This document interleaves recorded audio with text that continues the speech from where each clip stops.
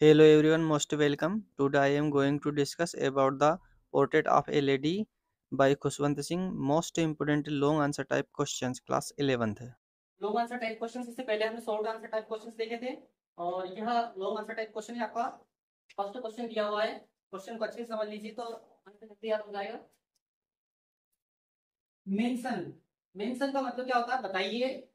The odd way, odd वे मतलब अजीब तरीका, इन विच द ऑथर्स लेखक की ग्रैंड मदर दादी बिहेव्ड, बिहेव्ड का मतलब होता है व्यवहार, जस्ट बिफोर ठीक पहले, सी डाइड तो उनके मरने से पहले, उनके मरने से पहले जो उनके व्यवहार में जो अजीब तरीका आया था उसका स्पष्टीकरण देना है, उसको बताना है। एक बार वो क्वेश्चन समझिए। मेंशन द ओड वे, वो अजीब तरीका बताइए। इन विच ऑथर से ग्रैंड मदर, जिसमें जो लेखक की जो दादी है उनका जो बिहेव्ड, जो उनका व्यवहार था, जस्ट बिफोर सी डाइड उनके मरने से ठीक पहले, उनके मरने से ठीक पहले उनके व्यवहार में जो अजीब तरीका या उनके व्यवहार में जो परिवर्तन आया था उसको मेंशन करने के लिए इस क्वेश्चन में कहा है।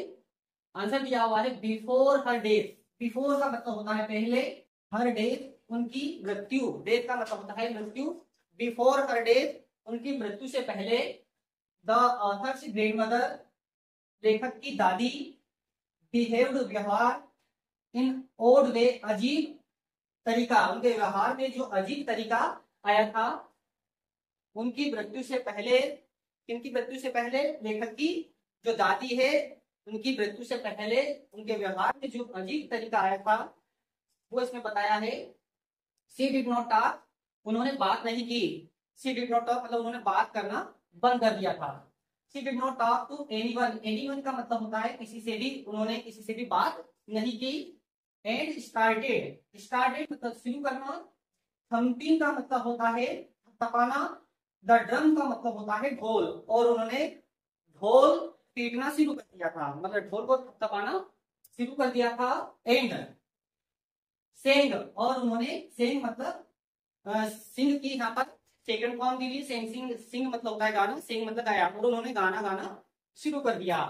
दे ट्राइड, यहाँ पर ट्राई की सेकंड फॉर्म दी हुई है। दे ट्राइड उन्होंने कोशिश की। टू स्टॉप, स्टॉप मतलब रोकना। हर मतलब उन्हें, मतलब हर ये जो वर्ड है किसके लिए यूज हुआ है? दादी के लिए। They tried to stop her, उन्होंने उनको रोकने की कोशिश की। मतलब जो लेखक की जो दादी है, दादी को रोकने की कोशिश की, बट किंतु, इन वेन मतलब होता है व्यर्थ, किंतु सब कुछ व्यर्थ रहा। सी फारगोट, यहाँ पर फारगेट की सेकेंड फॉर्म है। फारगेट का मतलब भूलना होता है। सी फारगोट वह भूल गई। हर प्रेयर्स, प्रेयर्स मतलब प्रार्थना, वह अपनी प्रार्थना भूल गई। नेक्स्ट मॉर्निंग, अगली सुबह, सी फेल इल, वह बीमार पड़ गई। इल का मतलब होता है बीमार। सी फेल इल, वह बीमार पड़ गई। सी रियलाइज्ड, रियलाइज का मतलब होता है अनुभव होना। सी रियलाइज्ड, उन्हें अनुभव हुआ। देख कि सी हैड फॉरगॉटन, यहाँ पर फॉरगेट की थर्ड फॉर्म दी हुई है। सी हैड फॉरगॉटन, कि वहां भूल गई थी। हर प्रेयर्स, अपनी प्रार्थना, उन्हें रियलाइज हो गया कि वह अपनी प्रार्थना भूल चुकी थी। एंड हर एंड, और उनका जो एंड मतलब अंत, उनका अंत वाज नियर, नियर का मतलब होता है नजदीक। उनका नजदीक मतलब उनका जो अंत है वो अब नजदीक है, उन्होंने ऐसा समझ लिया था, जान लिया था। सो इसीलिए सी स्टार्टेड, उन्होंने प्रारंभ कर दिया। काउंटिंग का मतलब होता है गिनना। द बिट्स होती है मनके, और उन्होंने मनके मतलब जो माला होते हैं, माला होती है, उन्होंने माला फेरना शुरू कर दिया। एंड प्रेइंग, प्रेइंग का मतलब होता है प्रार्थना, और साथ में उन्होंने प्रार्थना शुरू कर दी। सी स्टॉप्ड, सी स्टॉप्ड वहां रुक गई। टॉकिंग मतलब बात करना, उन्होंने बात करना बंद कर दिया। एवरीवन, हर एक से, और उन्होंने हर एक से बात करना बंद कर दिया। एक बार और क्वेश्चन रिपीट कर रहा हूं। क्वेश्चन में कहा है कि जो लेखक की जो दादी है, लेखक की दादी के मरने से पहले उनके व्यवहार में जो अजीब बदलाव आया था उस बदलाव को यहाँ पर मेंशन करने के लिए कहा है। जैसे देखिए, बिफोर हर डेथ, इनकी मृत्यु से पहले, द ऑथर्स ग्रैंड मदर, लेखक की दादी, बिहेव्ड इन ओड वे, उनके व्यवहार में एक अजीब बदलाव आया था। She did not talk to anyone, उन्होंने किसी से भी बात नहीं की। And started thumping the drum, और उन्होंने ढोल पीटना शुरू कर दिया, एंड सेंग, और गाने लगी। They tried to stop her, उन्होंने उनको रोकने की कोशिश की, बट इन वेन, किंतु सब कुछ वेन मतलब व्यर्थ रहा। सी फॉरगॉट हर प्रेयर्स, वहां अपनी प्रार्थना भूल गई। नेक्स्ट मॉर्निंग, अगली सुबह, सी फेल इल, वहां इल मतलब बीमार पड़ गई। सी रियलाइज, उन्हें रियलाइज हो गया, मतलब उन्हें अनुभव हो गया, दैट सी हैड फॉरगॉटन, कि वहां भूल चुकी है, हर प्रेयर्स अपनी प्रार्थना। उन्हें रियलाइज हो गया था कि वह अपनी प्रार्थना भूल चुकी है, and her and was near, और उनका अंत अब नजदीक है। सो इसीलिए सी स्टार्टेड काउंटिंग द बीट्स, इसलिए उन्होंने माला फेरना शुरू कर दिया, एंड प्रेयरिंग, और प्रार्थना करना शुरू किया। सी स्टॉप्ड, वो उन्होंने बंद कर दिया, ताकि टू एवरी वन, उन्होंने हर एक व्यक्ति से बात करना भी बंद कर दिया था। सेकंड क्वेश्चन दिया हुआ है, द ऑथर्स ग्रैंडमदर, लेखक की दादी, वाज रिलीजियस पर्सन, धार्मिक महिला। रिलीजियस मतलब होता है धार्मिक, पर्सन मतलब व्यक्ति होता है, महिला है ना। दी ऑथर्स ग्रैंडमदर, लेखक की दादी, वाज अ रिलीजियस पर्सन, एक धार्मिक महिला थी। What are the different, different होता है भिन्न, वेज मतलब तरीके, वो भिन्न तरीके क्या है, इन विच, जिनसे, वी कम टू नो, हम जान लेते हैं, दिस, यह, जिससे हमें पता चलता है कि वह धार्मिक महिला थी। आंसर दिया हुआ है, द ऑथर्स ग्रैंडमदर, लेखक की दादी, वाज डीपली रिलीजियस, जो लेखक की दादी है वो एक धार्मिक महिला थी। सी विजिटेड, वह विजिट किया करती थी, विजिट मतलब जाया करती थी। सी विजिटेड, वह जाया करती थी। द टेम्पल मतलब मंदिर, वह मंदिर जाया करती थी। डेली, रोजाना, वह रोज मंदिर जाती थी। एंड वीर, जबकि, the author was in school, जबकि जो ऑथर है, जो लेखक है, वो कहा रहता था उस समय, स्कूल में रहता, मतलब लेखक की जो दादी है वो मंदिर जाती थी, उसी टाइम में उनका जो पोता है, मतलब जो ऑथर है, वो स्कूल में पढ़ने के लिए जाता था। सी रीड रिलीजियस बुक्स, वह धार्मिक पुस्तकें पढ़ा करती थी। रिलीजियस मतलब धार्मिक बुक्स, पुस्तकें, वह धार्मिक पुस्तकें पढ़ती थी। सी काउंटेड द बीट्स, वह माला फेरती थी। शी काउंटेड द बीट्स, देखिए यहाँ पर अगर मतलब डीपली अगर मतलब इसका हिंदी देखें, she counted the beats, beats मतलब होता है मन के, और काउंटेड का मतलब होता है कि ना वह मन की गिनती थी। तो इसका तीसरा ही अर्थ बन रहा है, वह मन की गिनती थी, मतलब वह माला फेरती थी। एंड सेड, और कहती थी प्रेयर्स, और वो प्रेयर्स मतलब प्रार्थना किया करती थी। सी फेड, वह खिलाती थी, यहाँ पर फीड की सेकंड फॉर्म है फेड। सी फेड, वह खिलाती थी। द बर्ड्स मतलब पक्षियों को, एंड एनिमल्स मतलब होता है जानवर, वह पक्षियों को और जानवरों को खिलाया करती थी। She did not like, she did not like, वह पसंद नहीं करती थी। The subjects taught in English school, वह उन सब्जेक्ट, उन विषयों को पसंद नहीं करती थी जो इंग्लिश स्कूल में पढ़ाए जाते थे। एज, क्योंकि, दे वर नॉट अबाउट गॉड, क्योंकि वो गॉड के बारे में नहीं होते थे, मतलब जो इंग्लिश स्कूल में जो विषय पढ़ाए जाते थे वो ईश्वर के बारे में नहीं होते थे, और स्क्रिप्चर से, ना ही वो धार्मिक पुस्तकों के बारे में होते थे।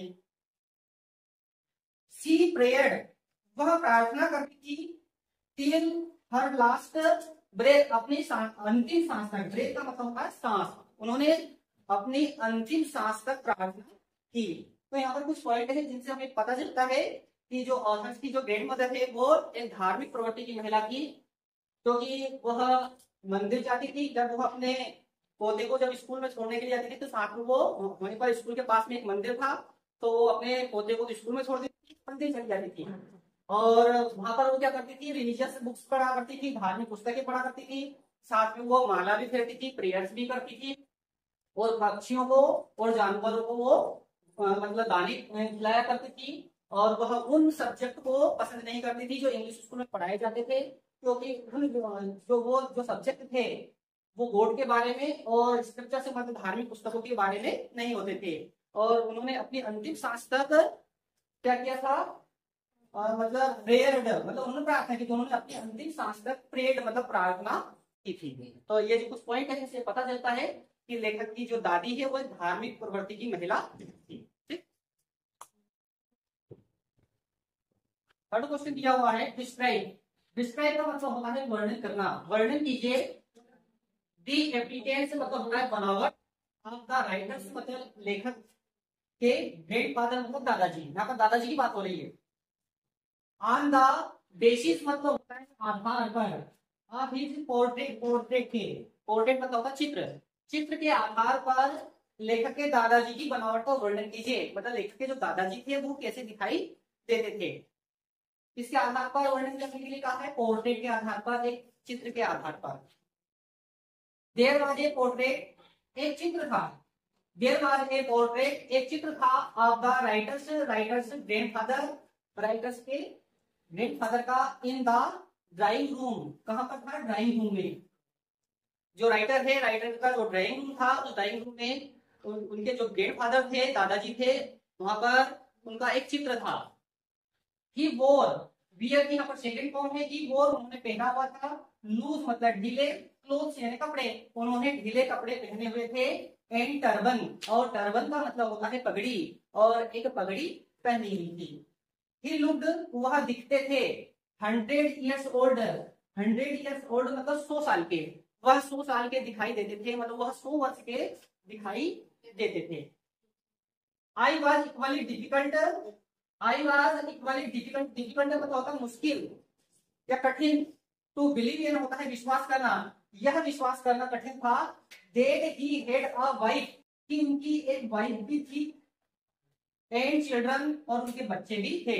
मतलब इस बात पर विश्वास करना काफी कठिन था कि उनकी कोई पत्नी भी थी और उनके बच्चे भी थे। ठीक है, और क्वेश्चन दिया है, draw a pen portrait of the author's grandmother, लेखक की दादी का चरित्र चित्रण कीजिए, मतलब उनकी चरित्र की विशेषता बताइए।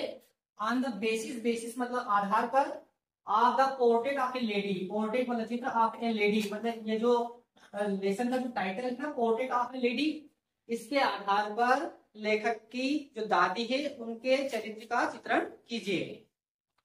आंसर दिया हुआ, द ऑथर्स ग्रैंडमदर, लेखक की दादी, वाज वेरी ओल्ड, बहुत ही बूढ़ी थी, बहुत ही ओल्ड थी, बहुत बूढ़ी थी, एंड हेड व्हाइट हेयर, और उनके व्हाइट हेयर थे मतलब सफेद बाल थे। सी हेड आ रिंक्ड, रिंक्ड का मतलब होता है झुर्रियां, फेस उनके चेहरे पर क्या थी, झुर्रियां थी। एंड वाज बेंट, और वो कैसी थी, बेंट मतलब झुकी हुई, और वो झुकी हुई रहती थी, वह झुकी हुई थी। शी पुट, वह रखती थी, वन हेड एक हाथ, ऑन हर वेस्ट, वेस्ट का मतलब होता कमर पर, वह अपना एक हाथ अपनी कमर के ऊपर रखा करती थी, इसलिए रखती थी सपोर्ट मतलब सहारे के लिए। देखा हुआ आपने बूढ़ी औरतों को जिनकी कमर झुकी हुई रहती थी, है ना, जिनकी कमर झुकी हुई रहती है तो वो क्या करती है, अपना एक हाथ अपनी कमर के ऊपर रख लेती है, सपोर्ट के लिए, सहारे के लिए। सी स्पेंड, जब वहां बिताती थी, टाइम मतलब समय, इन द टेम्पल, मंदिर में, वह अपना समय मंदिर में बिताया करती थी। एंड रीड, और पढ़ती थी, रिलीजियस मतलब धार्मिक पुस्तकें, वह धार्मिक पुस्तकें पढ़ा करती थी। सी टू केयर, वह देखभाल करती थी, ऑफ द ऑथर मतलब लेखक की, मतलब जो उनका पोता था अपने पोते की वह देखभाल किया करती थी। इन द विलेज, गांव में, जब वो गांव में रहते थे तो दादी ही अपने पोते की देखभाल करती थी, मतलब लेखक के मतलब जो ऑथर है, जो लेखक है उनकी देखभाल किया करती थी।